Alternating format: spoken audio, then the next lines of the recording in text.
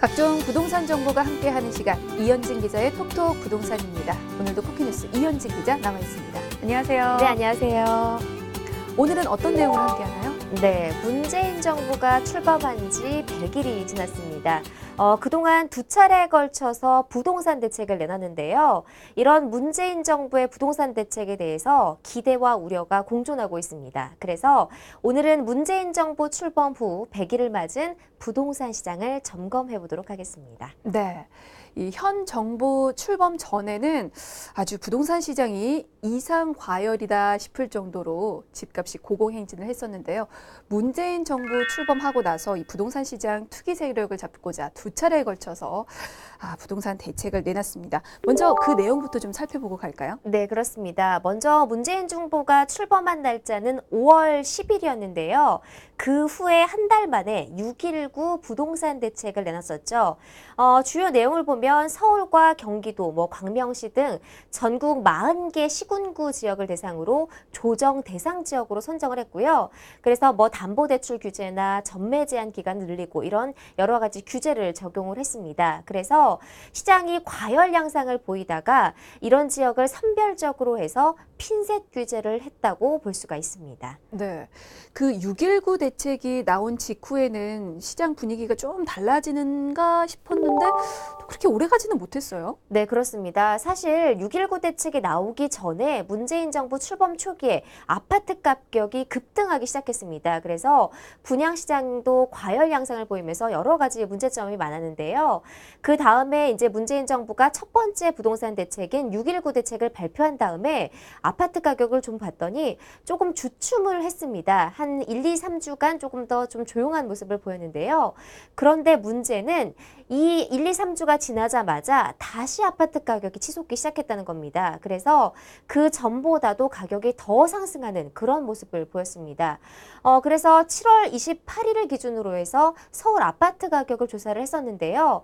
그때 일주일 만에 무려 0.57%나 상승하는 그런 모습을 보이면서 올해 들어서 상승폭이 가장 높은 기록을 했고요.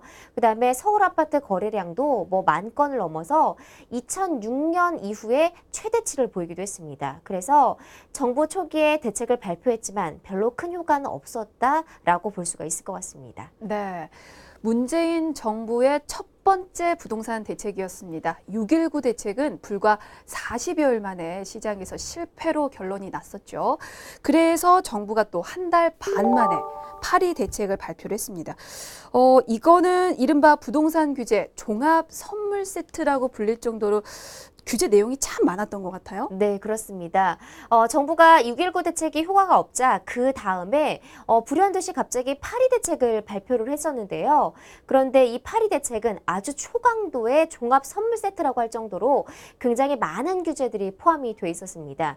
그래서 내용을 많이들 들어보셨겠지만 간단하게 좀 정리를 해보자면 서울을 포함해서 이제 여러 곳을 투기 과열지구, 또 투기지구, 청약 조정 대상지구 이렇게 해서 세 곳으로 해서 여러 가지 규제를 같이 묶었고요.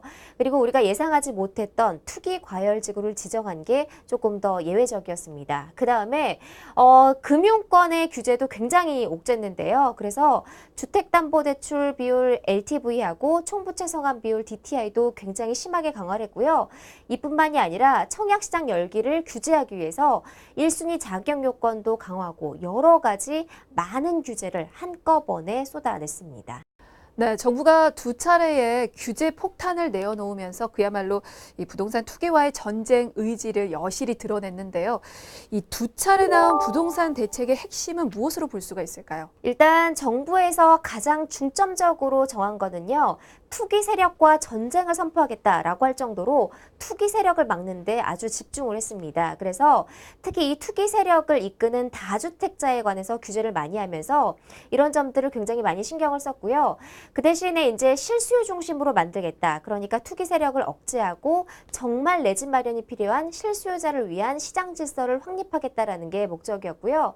그래서 정부가 이번에 내놓은 두 번의 대책은 모두 다 규제, 다주택자를 규제하는 데 초점이 맞춰져 있었습니다. 그렇군요. 근데 문제는 효과입니다. 일단은 뭐 초강력 규제다 보니까 이게 단기적인 영향은 분명히 있었죠. 네, 그렇습니다. 지금 대책 후에 이제 몇 주간이 지나가고 있는데요. 그 효과를 보면 일단은 시장에서 공통된 의견은 단기적인 효과는 있다. 이렇게 평가를 하고 있습니다. 이제 가장 먼저 수치로 알 수 있는 게 바로 아파트 가격인데요. 이 파리 대책이 나온 뒤에 아파트 가격 상승률이 조금 주춤하고 또 서울 아파트 값이 떨어지는 그런 모습을 보이고 있습니다. 8월 7일을 기준으로 한국감정원에서 아파트 가격을 조사를 했는데요. 서울 아파트 가격이 마이너스 0.03%를 기록을 했습니다. 그래서 1년 반 만에 떨어지지 않을 것 같던 아파트 가격이 드디어 하락세를 보이는 모습을 보였습니다. 그래서 서울 아파트 가격은 74주간 올랐는데요.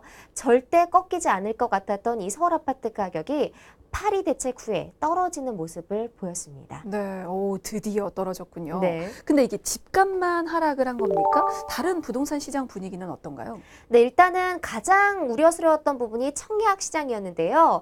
아파트 가격은 떨어져도 청약 시장의 과열을 잠재울 수 없을 것이다. 이런 예측을 불허하고요. 청약 시장도 조금 조용한 모습을 보이고 있습니다. 사실 이제 앞서서 6.19 대책이 나온 뒤에도 전혀 청약 시장에는 효과가 없었는데요. 하지만 파리 대책은 조금 영향이 있는 것 같습니다. 과열 양상이 조금 잠재워졌고요. 그다음에 투기 세력도 조금 줄어드는 그런 모습을 보이고 있습니다. 실제로 파리 대책이 나온 다음에 바로 청약시장을 좀 방문을 해봤는데요. 좀 사람이 많이 줄었고요. 그래서 인파도 많이 줄고 특히 예전과 같이 줄을 서는 모습을 조금 찾아볼 수 없을 정도로 많은 사람들이 줄었다라고 볼 수가 있었습니다. 그래서 보통 개관을 하면 목요일이나 금요일쯤에 개관을 해서 주말 동안에 오픈을 하는데요. 그런데 이 견본주택에 보통 통상적으로 3만 명에서 5만 명 정도가 다녀갑니다. 그런데 대책 후에는 15,000명으로 줄을 정도로 거의 반 정도가 줄었다라고 볼 수가 있을 것 같습니다. 네.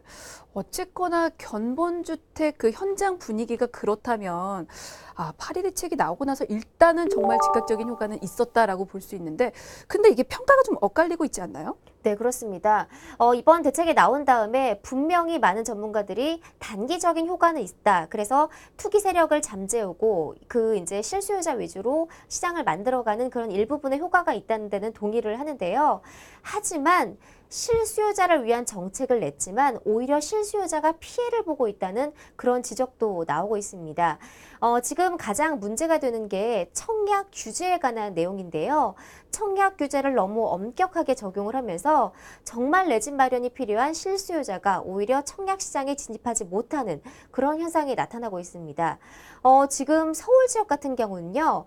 전용 면적 85제곱미터, 그러니까 30평형대 아파트를 100% 가점제로 적용을 하고 있습니다.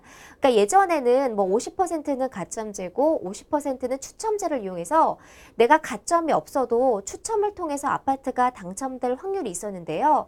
하지만 이걸 가점제를 100%를 적용을 했습니다. 그래서 만약에 내가 사회초년생이거나 아니면은 부양가족이 없고 청약통장 가입기간이 짧다면 전혀 당첨될 확률이 없어집니다. 그래서 오히려 젊은 부부들 아니면은 사회초년생 같은 경우에는 이 청약 시장에 진입할 수 있는 문턱조차 넘기 힘들다. 이런 지적도 나오고 있습니다. 네. 상대적으로 내 집 마련하기 어려워졌다는 말들이 진짜 많이 나오고 있는데 네, 그렇죠. 그 강화된 대출 규제도 내 집 마련을 어렵게 하는 요소 중에 하나라고 알고 있거든요. 네, 그렇습니다. 사실 금융 규제도 굉장히 큰 부분인데요. 사실 내 집을 마련할 때 100% 원금을 가지고 집을 마련한 사람은 거의 없죠. 맞아요. 보통 대출로 이제 감당을 하게 되는데요. 그런데 정부에서는 이 금융 규제를 굉장히 많이 옥죄 놓으면서 대출을 받기가 굉장히 힘들어졌습니다. 이번 대책의 주요 내용을 보면 주택담보인정비율 LTV하고 총부채 상환비율 DTI를 깎았는데요. 그러니까 예전에는 이제 60%, 50%까지 대출을 받을 수 있었다면 서울에서는 40%까지 낮춰줬습니다. 그러니까 이 말인즉슨 60%의 원금을 가지고 있고 40%의 대출만 받을 수 있다는 얘긴데요. 그런데 사회초년생이나 아니면 자산을 형성하지 못한 30대 같은 경우에는 60%의 원금을 갖고 있기가 힘듭니다. 그래서 내 집을 마련할 때 대출에 의존할 수밖에 없는데요. 그런데 은행권의 문턱이 높아지면서 그만큼 내 집을 마련하기도 어려워졌다라고 볼 수가 있습니다. 네, 맞습니다. 사실 투기 잡기 위함은 좋은데 실수요자들을 위한 대책도 좀 추가적으로 필요하지 않나라는 생각은 들어요. 만약에 이렇게 되면 또 다른 문제로 번질 가능성도 이게 배제는 못하는 거잖아요. 네, 그렇습니다. 사실 은행권에서 돈을 못 빌린 사람들이 돈이 당장 필요하면 어디로 가냐면 제2금융권 아니면은 더 낮은 곳으로 갑니다. 그런데 이런 곳으로 가면 대출이 더 금리가 높아지고 또 대출의 질이 나빠질 확률이 높습니다. 그래서 이런 걸 P2P 대출이라고 하는데요. 그러니까 금융기관을 거치지 않고 온라인 플랫폼을 통해서 요즘에 개인끼리 자금을 빌려주는 그런 것들이 많은데요. 그런데 이런 것들이 문제가 되는 게 확증할 수 없기 때문에 굉장히 부실 위험이 많다라는 겁니다. 그리고 갑자기 돈이 필요해서 대출을 빌렸지만 대출 이자가 너무 높아서 이걸 갚기도 허덕이게 되는 거죠. 그러면 결론적으로 이런 대출이 많아지면 은행권의 부실이 굉장히 심해지게 되고 경제 전반에 위협이 될 수 있다는 겁니다. 그래서 이제 대출 옥죄기에 들어가면서 대출 수요는 갑자기 줄 수 있겠지만 더 안 좋은 질로 가면서 질이 악화될 수 있다. 그런 우려가 많이 나오고 있습니다. 맞아요. 대출 수요 준다고 이게 대출을 안 받는 것도 아니거든요. 네. 근데 또 여기에 이 가계부채 종합 대책까지 더해주면 이 대출 규제가 더 강력해지지 않을까라는 고민도 좀 걱정도 되는데요. 네, 그렇습니다. 지금도 대출을 옥죄놨는데 정부에서 조만간 더 강력한 금융 대책을 내놓겠다고 발표를 했는데요. 조만간 앞으로 정부에서는 더 규제가 강력하게 도입되는 가계부채 종합 대책을 발표할 예정입니다. 그래서 DSR이라는 제도하고요, 신-DTI라는 이런 제도를 도입할 예정인데요. 간단하게 말씀을 드리면 DSR이라는 거는요, 주택담보대출 원리금의 이자만 반영했던 DTI하고 달리요. 원리금의 신용대출이나 마이너스 통장, 카드론이 얼마나 되는지, 그러니까 이 사람의 신용대출을 종합적으로 평가해서 대출 한도를 정하는 겁니다. 그래서 대출이 굉장히 감소할 우려가 많아서 앞으로 이런 제도가 도입이 되면 수요자들은 대출 받기가 더 힘들어질 가능성이 높은 상황입니다. 네. 자, 그리고 현 정부가 추진하고 있는 부동산 대책에는 규제만 있는 건 아닙니다. 문재인 대통령의 핵심 도시정책 공약인 도시재생 뉴딜 정책도 있죠. 네, 그렇습니다. 많이들 들어보셨을 텐데요. 문재인 대통령이 당선 전에도 그렇고 당선 후에도 정말 강력하게 내민 대책입니다. 바로 도시재생 뉴딜 정책이라고 하는데요. 그러니까 이제 간단하게 이거를 정의를 말씀을 드리면 기존에는 이제 아파트가 노후화되면 재건축, 재개발을 통해서 허물고 다시 지었는데요. 하지만 문재인 정부가 내세운 도시재생 뉴딜 정책은요. 이거를 부시는 방식이 아니라요. 노후된 곳을 조금 손보고 아니면은 재정비해서 다시 쓰는 방식이라고 할 수가 있습니다. 그런데 기존에는 사실 이런 것들이 사업성이 담보되지 않으면서 활발하게 이루어지지 않았습니다. 하지만 이번에는 정부가 직접 개입을 하고 자금도 공유를 해서 이거를 활성화시키겠다는 건데요. 하지만 지금 이제 파리 대책이 나오면서 서울 지역에서는 사실상 지정될 수 있는 지구가 없습니다. 그래서 서울 전역은 대상 예외 지역이 됐고요. 지금 지방만 대상 지역으로 정해져 있는데 아직까지 도시재생 뉴딜 정책으로 인해서 어떤 정책이 어떤 곳이 지정이 될 것인가는 구체적인 사안은 나오지 않았습니다. 하지만 정부에서는 출범 초기부터 도시재생 뉴딜 정책을 강력하게 시행을 하겠다, 적극적으로 시행하겠다라는 의지를 계속해서 밝히고 있습니다. 네, 이 도시재생 뉴딜 정책이 문재인 대통령이 직접 내세운 거잖아요.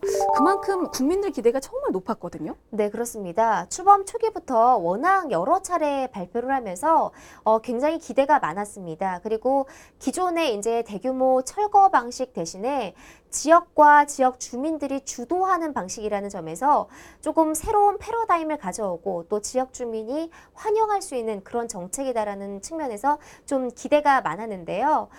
이제 문재인 정부 출범 후에 100일이 지나가고 있는데 조금씩 추진되고 있는 점은 보입니다. 하지만 아직까지 구체적인 정책은 나오지 않아서요. 조금 더 지켜봐야 될 것 같다라는 의견이 많고요.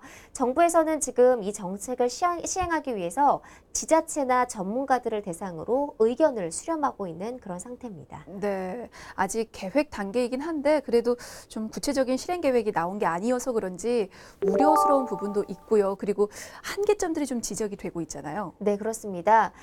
이 사업이 기대가 높았던 만큼 그만큼 우려스러운 점도 많았는데요. 사실 문재인 정부가 처음에 도시재생 뉴딜 정책을 들고 나왔을 때 좀 많은 우려스러운 점이 많았습니다. 그 중에 하나가 바로 자금 조달 문제인데요. 문재인 정부에서는 100곳을 매년 선정을 해서 10조 원을 투입하겠다고 했습니다. 그래서 임기 내에 총 50조 원이라는 막대한 자원을 투자한다고 그렇게 밝혔는데요. 하지만 이 자원, 막대한 자금을 어디서 투입을 할지, 어디서 조달을 할지 그런 부분들이 현실적으로 좀 불가능하다. 이런 과제들이 산적해 있다라는 지적이 많았습니다. 그래서 아직까지도 사실 구체적으로 방안이 발표되지 않아서 예산 확보라던가 아니면은 법령, 제도 문제과 같은 이런 한계점들이 많이 나와 있는 상황입니다. 네, 사실은 이게 제대로 시행이 되려면 우선적으로 해결돼야 할 부분이 이 재원 조달 문제가 아닌가 싶습니다.